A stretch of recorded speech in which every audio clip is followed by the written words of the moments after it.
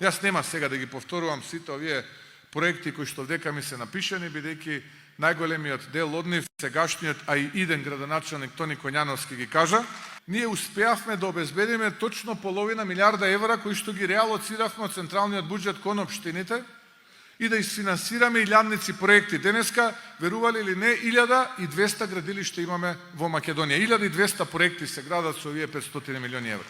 Пред 2 дена кажа дека биле реализирани само 26 милиони. Да, и дека нови 250 милиони за општините нема да има, пошто проекти нема. 2025-та 250 милиони евра за општините. Ја слушав министерката за финансии пред некој ден.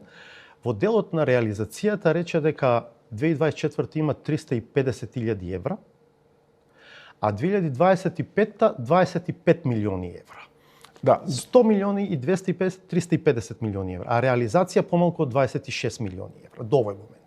Така е. Се слагам со вас. Значи, инвестиране е само 26 милиони. Така е, се слагам со вас. Ако ти се сложуваш со фактот дека сте инвестирале само 26 милиони, како после 2 дена стигна до сумата од 500 милиони дека сте инвестирале? Тука некој лаже, а во ситуацијава тој некој и пред 2 дена и денес е Христијан Мицкоски. Како пред 2 дена викаш и сте инвестирале само 26 милиони, се согласуваш дека сте инвестирале само 26 милиони и 2 дена подоцна викаш 500 милиона сме инвестирале. Зошто лажеш?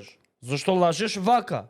Имај во предвид дека кога одиш на тие митинзи, не те слушаат само тие што се на митингот дојдени. Туку имаш и пренос во живо. И тој пренос во живо го гледаме. Као што сме го гледале интервјуто кај Васко Петрески. Значи ти лажеш ноторно.